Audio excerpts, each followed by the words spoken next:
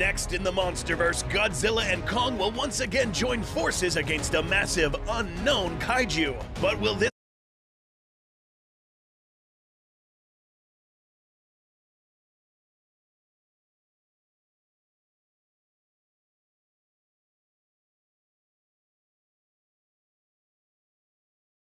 guy get even bigger?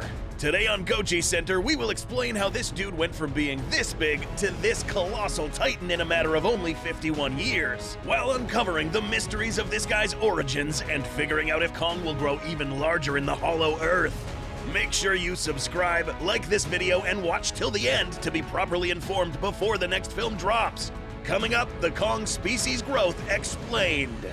This video will be divided into 3 parts, which will cover all 3 essential clues that explain all we need to know to finally answer this question. Between the events of 1973 and 2024, Kong almost inexplicably grew from being 104 to 336.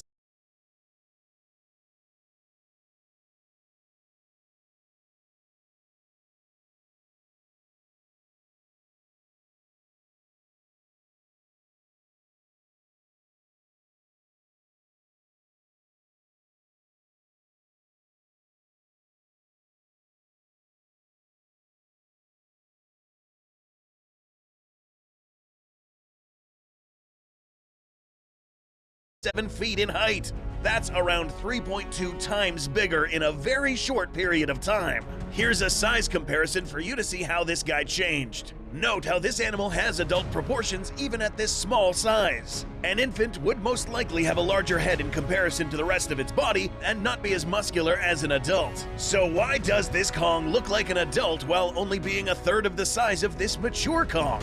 We got a whole lot to explain in this video, so pay close attention. Number 1, the adolescent. In Kong Skull Island, we were introduced to Kong for the first time in the Monsterverse. During the film, it was explained by Hank Marlowe that Kong was a teenager. Measuring at 104 feet in height, this guy already dwarfed most creatures on this island. But there was a problem, a big problem. This guy should have actually been bigger at this age, but he wasn't. There were other forces at play that hindered this Kong from experiencing his natural growth patterns. On this island, there was evidence of another pair of Kongs that lived here a while ago. These guys, Kong's parents. These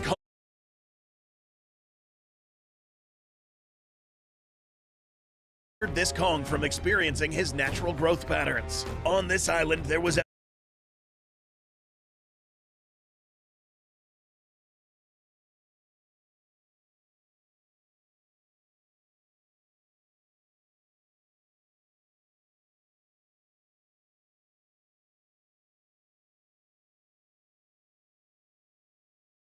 evidence of another pair of Kongs that lived here a while ago. These guys, Kong's parents. These Kong specimens were at first glance a lot larger than the Kong we see here. These guys were considered full-grown by the author of this book, but fast forward to GVK, this Kong is also full-grown. So what the heck is happening here? Why are all these said full-grown Kongs not as big as the one from GVK? Well, we have an answer for this. And this was backed up by both authors of these graphic novels, Birth of Kong and Kingdom Kong. If you didn't know, these Titan species are affected by something similar to a phenomenon known as indeterminate growth, which states that said creatures' growth development levels are dictated by many factors such as space, territory, food, and most importantly, stress. This is the big problem we were talking about earlier. But what is causing this stress? Well, let's begin with this Kong. We mentioned that this guy should be bigger, but he wasn't. It just so happened that there was a certain someone stressing this guy out. And perhaps the only reason why this Kong could not grow to a larger size, Ramarak. Also known as the Big One, this skullcrawler of Gargantua was a certain someone stressing this guy out. And perhaps the only reason why this Kong could not grow to a larger size, Ramarak. Also known as the Big One, this skullcrawler of gargantuan proportions lived in the subterranean caverns of Skull Island, laying dormant, but still considered a stressor nonetheless. Upon killing it in Kong's Skull Island, this guy managed to finally unlock the next growth spurt. And since there were no more predators to challenge it or to stress it out, this Kong was able to reach its true adult size without any hindrances. But hold on a second. This doesn't explain why Kong's parents never reached full size. Well, back to the comic, we see that these guys were a lot larger than 1973 Kong, measuring anywhere between 180 to 200 feet in height. How did they get larger than this Kong, but not as large as GVK Kong? Again, with the topic of indeterminate growth, even though these guys faced many large skull crawlers, these two Kongs weren't alone. They actually lived with many others of their own kind who were around the same size. Because there were more of them, their stress levels would have been a lot lower than Kong's because they lived in a group. They had safety in numbers, which would then possibly allow them to grow a little bit larger, but not enough to reach full size. Unfortunately for this group of Kongs, they never managed to grow large enough to effectively fend off a horde of skullcrawlers, which ended up wiping them out. Only this guy survived, present-day Kong. Now, if we look at how big he was, we can estimate he was around 40-ish feet in height, almost half the height of Kong in 1973. But would all infant Kongs be this size? Probably not, and here's why. Number 2, adult Kongs.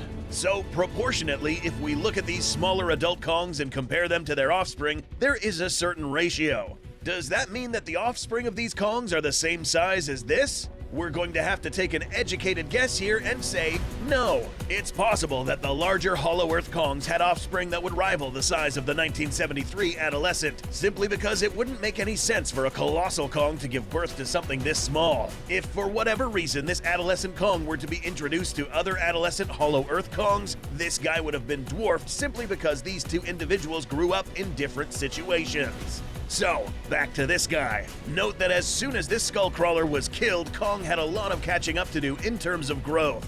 There were no predators to put a stress cap on its growth levels, and he had the island all to himself, meaning that the remainder of the resources here were all his. The remaining space to grow was also in his favor. Fast forward only 22 years later, and he already doubled in size. Another 20 years and he would have reached 337 feet tall, a fully grown Kong specimen. But this raises another question. How do we know that this guy is actually fully grown? To answer this, we need to look at other clues that tell us that this size is indeed the maximum size of Kongs. There are two main indicators. Number 1, archaeological findings discovered by Monarch expeditions have uncovered cave paintings which depict confrontations between Gojiras and Kongs. By looking at these proportions, they already closely resemble the size comparison between two fully grown titans. So yes, the Kongs fighting the Gojiras in the Great Titan War were these guys. Not the miniature ones that got wiped out by the skullcrawlers, these big fellas. The next clue is a lot more interesting. Number 2, the battle axes. How is this an indicator of their maximum size? Let's go back to GVK to this clip when Kong holds up the axe for the first time. While putting these weapons together, these guys would create tools that would have been proportional for other animals their size. This axe just so happened to be just the right size for this Kong. Anything bigger, such as a larger handle for instance, would have led us to believe that the axes were made for even larger Kongs. So was Kong the biggest one that ever lived? Probably not. Just like us humans, there are many of us who are very tall, some that are more bulky, and perhaps some that are somewhat short. Similarly, we'd like to think that there was a similar variety within ranks of the Hollow Earth Kongs, since it's completely unrealistic to think that they were all the exact same size. A good example of this is found in Godzilla Dominion, where it is implied that there was another member of the Kong species, a Hollow Earth giant who kicked Godzilla out of his own lair. This fella had to have been massive.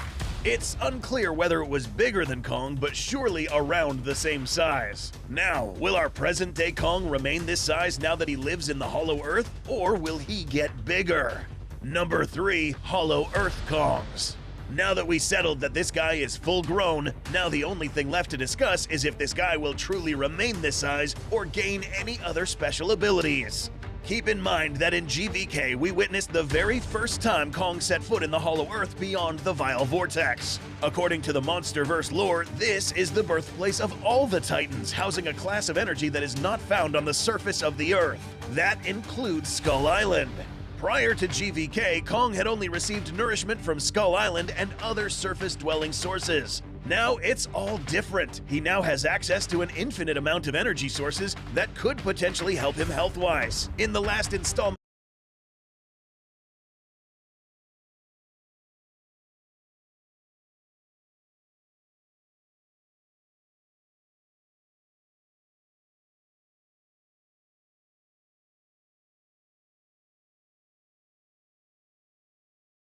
But this guy was portrayed as a much mature and older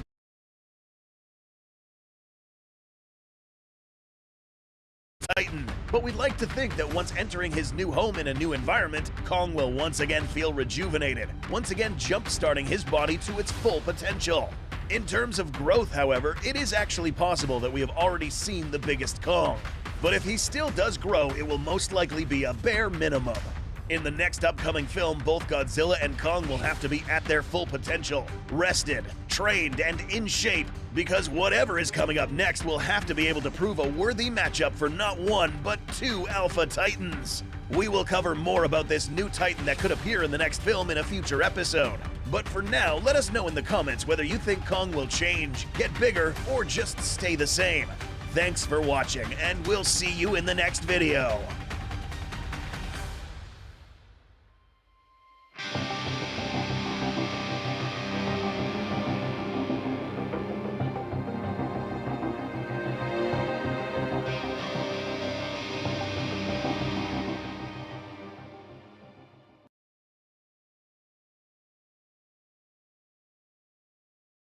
What would happen if Rodan runs into